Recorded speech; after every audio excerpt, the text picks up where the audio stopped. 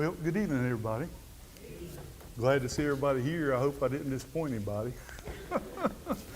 You come to hear somebody speak that spoke before, and you're going to get a rookie today, tonight, this evening, for sure.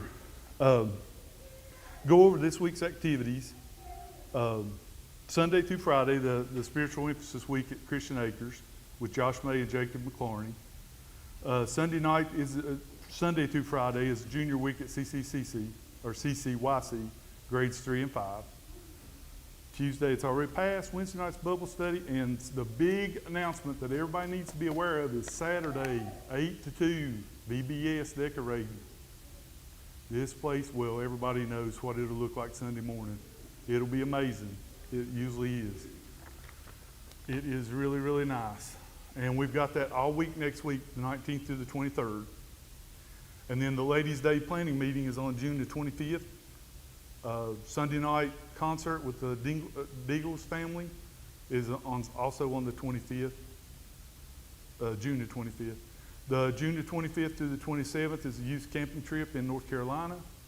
And then August the 26th is Ladies' Day, Let Your Light Shine. And that's when the ladies are going to have everybody meet here instead of you guys going somewhere else. Is that correct? That's it. Okay. All right. I think that's the announcements that are pertaining right now. Okay. So we will start our song service with number 147. And we'll sing the first and the last verse on it. It's I Stand Amazed.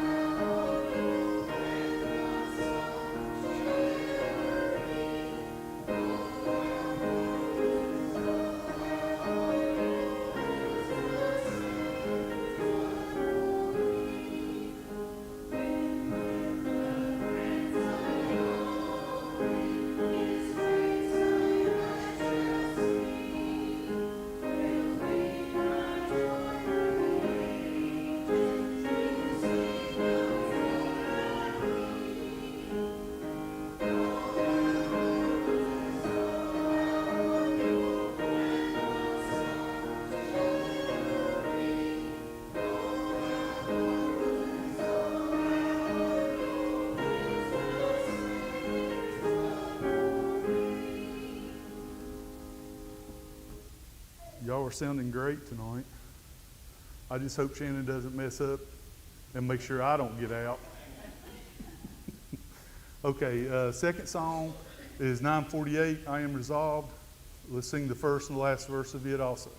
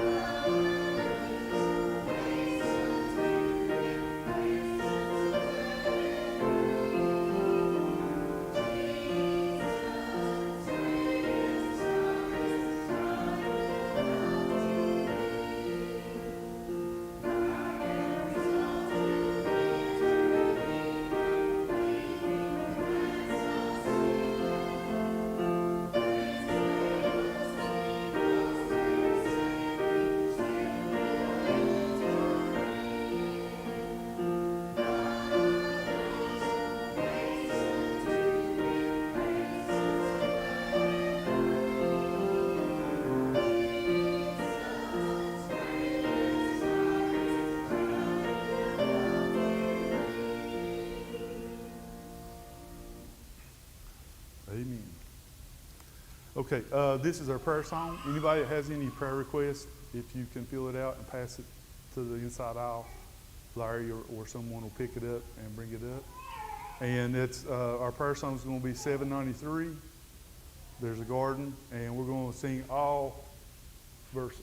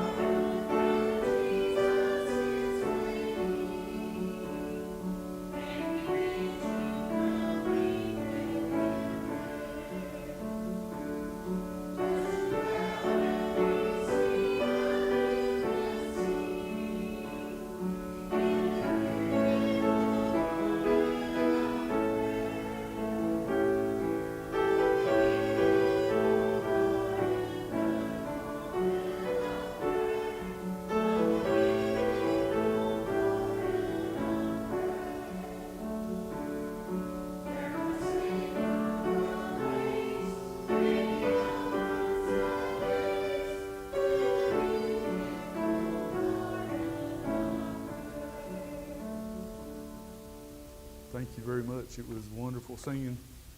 The closing will be 9:02. Nothing but the blood.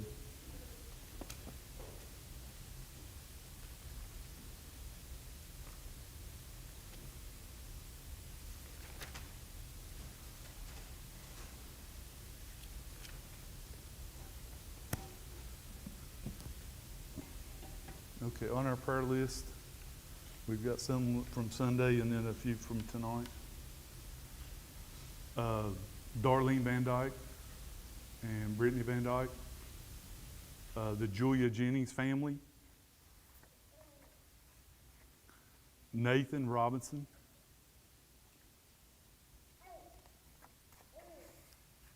Mary Lane.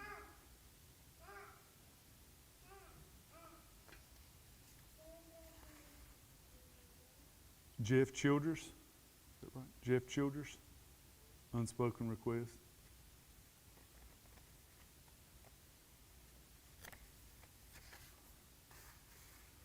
JB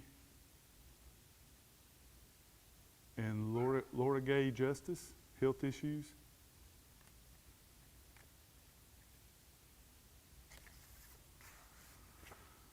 Jordan and Candace Smith, Candace, family issues. Tanya Mason, Barrett, sorry. Looked like an O with strep, bless his heart.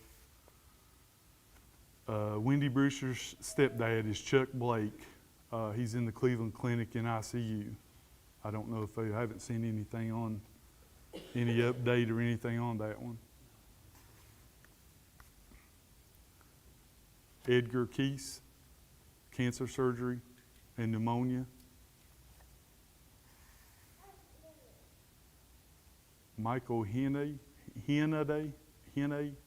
sorry, I might have mispronounced that, but it's kidney transplant. And that's Ruth's cousin. We have an unspoken request.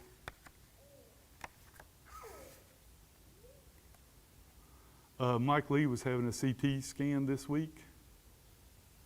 Bess Sisk was, she was having a procedure today. And prayer request for Taylor Poe. And request for Brenda Blevins. She's still having health problems. And she has a CT scan scheduled for Friday. And the Betty Noel prays that she got good test results. And the family of Brenda Lane, is that kin to Ruth, Brother Bob? Brenda Lane. Did she just put it on there? And Stephanie France, she's having severe migraines. The unknown lady that, Bonnie, was that you talking about that, Bonnie? Saturday. She was in a dumpster, or at the dumpsters. Yeah, and you tried to help her and she wouldn't. Yeah. Oh, okay. Well, I hope she got some help then. I sure do.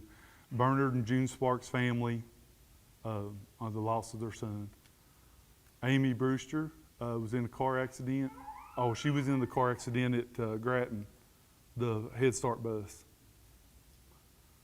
And then Oline Cunningham, not doing well. And then from tonight, we have Peyton Stiltner. She's got a doctor's appointment tomorrow. And that is for her eyes, so if anybody would, just pray that her eyes still continue to do well, that she doesn't have to start wearing. Okay, it's for her eyes. Okay. She had to wear a patch there for a long time, didn't she? Yeah. And hopefully we're doing better, and we don't have to go back to there, so. Okay, I'll put that on here. And also today was Dr. Kalon's last day at the hospital, so pray for his family. It's our loss. Okay. So we're going to miss him really bad, but just keep his family in your prayers. They're moving tomorrow, actually. He worked up today, the very last day, to get all of his patients in. Okay, so pray for Dr. Kalon's family and that he was leaving the area. Yes, he's moving to North Carolina, and he'll be practicing down there. Okay, he's moving to North Carolina to practice. Okay, Rebecca and Kristen Farmer be traveling to Florida. Connie, Helen, and Sherry, prayers for safe travel Saturday and following week. So you guys are going to be on the road. So we'll be praying. Oh, traveling, flying. Well, on the road and flying. Yeah. Okay, I think that's, oh, I'm sorry. We got the family of Zoe Pedras, the daughter of Brad Pedras, special needs child who passed away. And it's a friend of Mike and Terry Lee. So we'll remember them in our prayers. Does anybody have anybody else they'd like to add tonight? Shirley Noel. Said that she couldn't even see to tell who Roger was. He was talking to her. She's got problems with her eyes.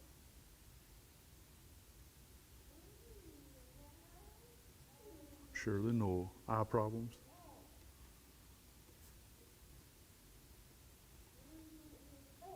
Okay, anyone else? Lulu Collins, her daughter-in-law, Angela, she may have broken her ankle. She's at the ER now, she said. Okay, Lulu Collins' Daughter-in-law. daughter-in-law. Okay. Her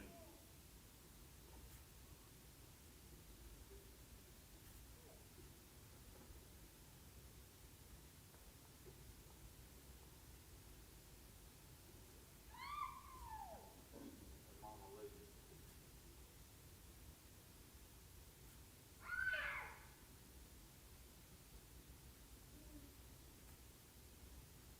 Okay, anyone else? Okay, could we get, Brother Gary, would you pray or say a prayer for our prayer list, please?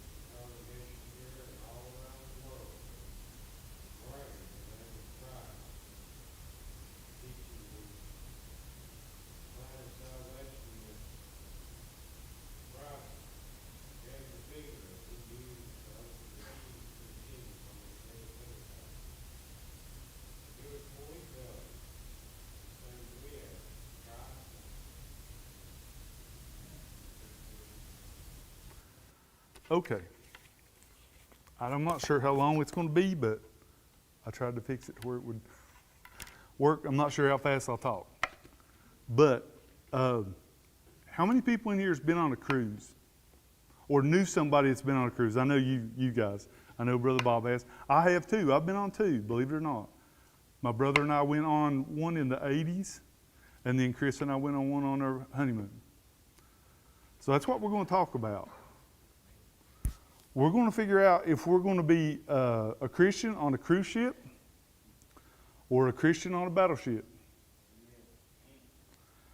Every soldier in the Army must ask himself, are we on a cruise ship or a battleship here? The way we answer the question makes a difference in how we carry ourselves, the lives we live, and the way we execute our duties. And I know everyone's heard this before. Boston Strong. If you see something, say something. It's slogans a lot of places when they have a catastrophe or a terrorist event or something, that they'll try to do that to raise awareness and to try to get help for people. But these slogans are just trying to, they say these slogans to keep it in our minds that we're mindful of the dangers that lurk in society where terrorism is no stranger now. All the airports and the sporting events, concerts, any place where large crowds are, they're all outfitted with cameras and security guards and metal detectors. You really can't go anywhere without seeing some of this stuff. It's our new normal, and rightly so. We need to stay alert. However, our spiritual life of many Christians, we're asleep at the wheel, unaware of the reality of the spiritual warfare.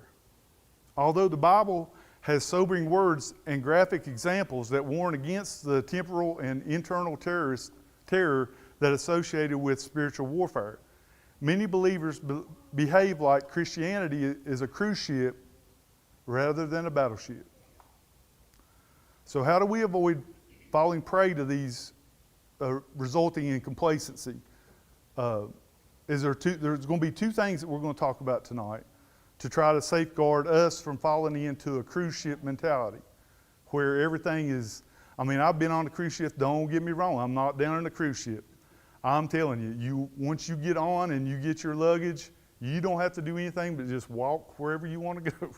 The food is great, it's a great time. But there's a time and a place for that. And there's a time and a place to be on a battleship. We're all living, the first point is safeguard your perspective. We're all living in a spiritual war zone. The New Testament writers warn against the spiritual dullness and the danger of living like Christians rather than soldiers. To the Corinthians, Paul wrote, and this is 2 Corinthians 10, 3 and 4. For though we walk in flesh, we do not war after the flesh. For the weapons of warfare are not carnal, but mighty through God to the pulling down of the strongholds. The apostle saw himself as a career soldier whose job was to warn his fellow soldiers. People like you and me, the spiritual warfare calls us for living in a perpetual state of alertness. Without the sense of alertness, you succumb to a cruise ship mentality, which jeopardizes the fulfillment of the Great Commission. Our faith is built on the practice of vigilance, which stems from our life of prayer. What is the most powerful thing? And I've heard this on the TV and I've heard it on the radio. What is the most powerful thing in the world? And it's not a bomb, it's prayer. If everybody says prayers and prays, and Christians could really change the world if everybody could get like we were 30, 40 years ago. We've got away from the way I was brought up. We've got away from that in that we've let other things crawl into cracks, and it's like a weed. Once it gets in the crack, you can't believe that a weed that large can grow out of a crack that small. Those battleships declare that we are at war, whereas the cruise ships say we're on vacation. Passengers on a battleship think it's all about God, and where their counterparts on the cruise ship think it's all about me.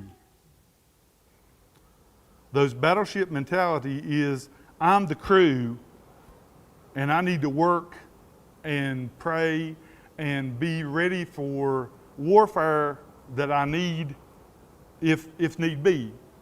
But the crew that's on the cruise ship, the mindset is, I must be served by the crew. Those on the battleship view God as a faithful general. Those on the cruise ship view him as their entertainment director. That's sad. Your perspective makes all the difference in the world. The Christian walk is not merely a spiritual one, but one of warfare. We must stop viewing ourselves like we're on a cruise ship and start behaving like we're on a battleship. People on a cruise ship have absolutely no prayer training or battle plan for any event of an enemy attack. Those fighting, the thought of fighting never enters their mind. Conversely, those on the battleship have been trained to use their weapon of prayer. So that's what we need to do. That's our major weapon. The best weapon we have is prayer. They echo the sentiments of the great preacher Charles Haddon Spurgeon, Prayer begins inner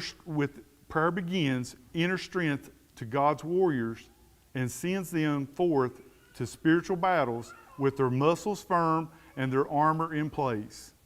That's what our armor is prayer. We can stand up against anything. You can be on the highest mountain and still have all kinds of trouble. It's if I can remember the song, Chris listens to it all the time. Yeah, you're on your best day, you're a child of God. On your worst day, you're a child of God. Sorry. The Christian church must come back to the safeguard the biblical perspective of spiritual militancy. And that is the way that we can defeat our dreaded adversary. And who's our adversary? The devil. He's always going to be chipping away, trying to find that little crack that he can get that little teeny piece of a weed. That's why I said you can't believe that a weed will grow, 2 foot tall and come out of a crack that is 16th inch wide. But that's what the devil is waiting on. He's waiting on to see the crack so he can get in there, and then he can just do this right here. He can divide it apart. Okay, that was the end of number 1. So we're on number 2. We need to safeguard our practice. The attitude of a soldier must be ungirded by the practice of soldiering. Paul urged Timothy in this way in 2 Timothy 2, 3, and 4. Though therefore endure hardness as a good soldier of Jesus Christ. No man that warrant entanglement himself with the affairs of his life, that he may please him who hath chosen him to be a soldier. The apostles' words explain that a soldier's behavior cannot be the same as a civilian.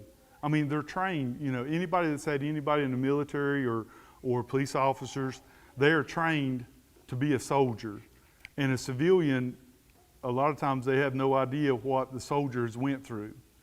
So when we're on our battleship and we're praying, we need to practice that, and we need to project that out into the world so that the world sees what we're trying to do with the power of the prayer. The apostles' words explain the soldier's behavior is not the same as a civilian. In other words, the soldiers in a God's army cannot be hanging out on a cruise ship, yammering on and on about their intelligence, their fasting, evangelism, social justice, or other vital practices necessary to weaken the adversary of the kingdom. The cruise ship Christianity is a surefire way to lose your battles and weaken your faith. The contrast between a cruise ship and a battleship Christianity is stark. The cruise ship docking during wartime. They pull all those ships. If we were in war, they'd pull all the cruise ships and they'd all be docked. Where does the battleships go? They're headed to the front. They're headed to the war. They're headed to the battle. Those on cruise ships complain when their service is not fast enough, frequent enough, while they're in their battle-ready counterparts praise because they've been chosen to serve on the king's battleship. The cruise ship stops to bring the passengers more fun, while a battleship brings more deliverance. The cruise ship sails toward the sun, S-U-N, versus the battleship, which sails toward the sun, S-O-N. On a cruise ship, prayer is seen as a bother or a pest. On a battleship, prayer is seen as a privilege and a perk. Christians who live with a battleship mentality are committed to winning their generations for Christ. It has this kind of vigilance that's drove Francis Ashby. He's a Methodist preacher who went to open up the American frontier to create Christianity in the early 1800s. When Ashby arrived in America from England, there was 1,160 Methodists on the United States continent. On the North American continent.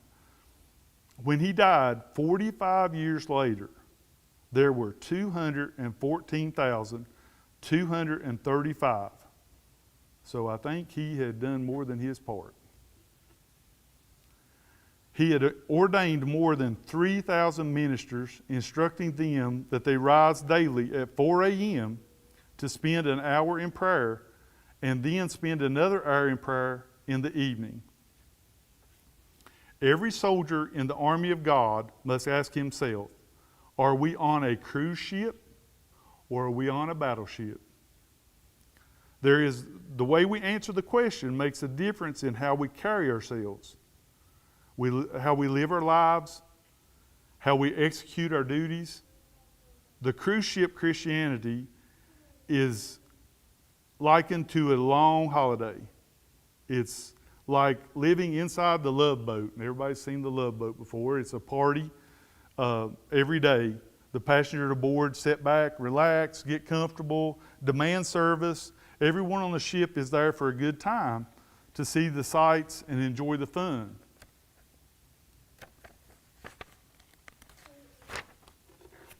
To enjoy the fun destinations and return home with souvenirs to remind themselves of how much fun they had. When we view the kingdom of God as a cruise ship designed to cater to everyone's need, the result is a weak church that produces weak Christians. If we do not like how things are, but we don't have the courage to fight to change throughout every generation, we must fight against the formation and growth of a cruise ship Christianity through the weapon of prayer. The battleship mentality deeply respects the general's authority. And who's the general? That's our Lord, yes. And the intent for expansion of his kingdom, deliverance for the captives and salvation for the lost. Everything he has done with this missional objective. You need to answer the question on a personal level, and I'm talking to myself too. I'm just like Bob and Shannon and everybody. I'm not preaching to you guys. I'm preaching to myself. I've read this and went over this and thought about doing this for a while. But you need to ask the question on a personal level. Are you on a cruise ship or a battleship? The answer lies in your view of God and how effective you are in the use of the mighty weapon of prayer.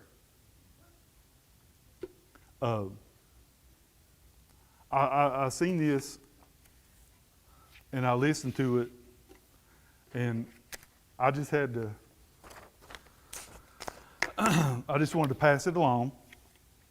I just thought it was a good illustration of what we need to do. And it's a good illustration of the way things are going in the world today, that they're finding cracks and they're getting small areas and there's nothing being said, and it's getting larger and larger and larger, and some things are my goodness, strictly, you couldn't be no worse against the Bible. I don't know what else you could do to be against the Lord any more than what they are. But like I said, I seen this and I read it and I listened to it, and I thought it would be something good just to pass along. I thank you guys for your attention. I know it was short. I apologize for that. I'm a rookie. But it had a lot of information in it. And like I said, it just got to try to remember. And I'm not throwing off on a cruise ship. I've been on them. Probably will be on one, again. But there's a time and a place. There's a time and a place to be on vacation. There's a time and a place to be on a cruise ship. But the majority of your time, you need to be on a battleship. You should be on a battleship even if you're on a cruise ship, really. But I mean, I'm not throwing off on a cruise ship. But the battleship should always be on your mind, and prayer should always be in your heart. Okay, so we will sing 902, Nothing But the Blood. Can we all stand? 1 and 3.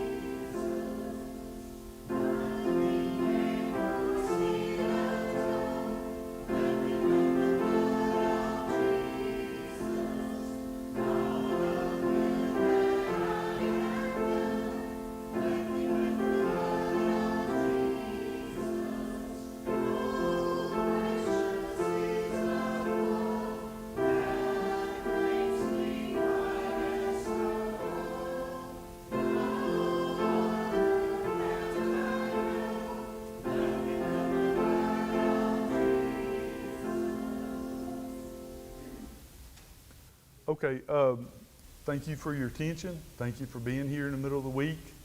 I feel bad when I miss any service, so thank you very much for being here. We got to remember Vacation Bible School. It is our biggest thing right now on our calendar. It's going to start Saturday morning at 8 o'clock, decorating the stage and decorating up here until 2 o'clock or whenever we get finished. I've been here before. But, and then everybody needs to bring everybody here. We need a large crowd. It makes it a lot better. I love when the little kids are here. I want to be Mikey Way. Instead of Milky Way, I'm Mikey Way. So I don't know how many kids I'll make cry this year, but I'm sure I will make some cry. I usually do. But again, thank you guys for being here. Thank you for your support. I don't think, and just remember to keep everybody in your prayers that was mentioned and the ones that wasn't mentioned. Brother Larry, will you ever close in prayer?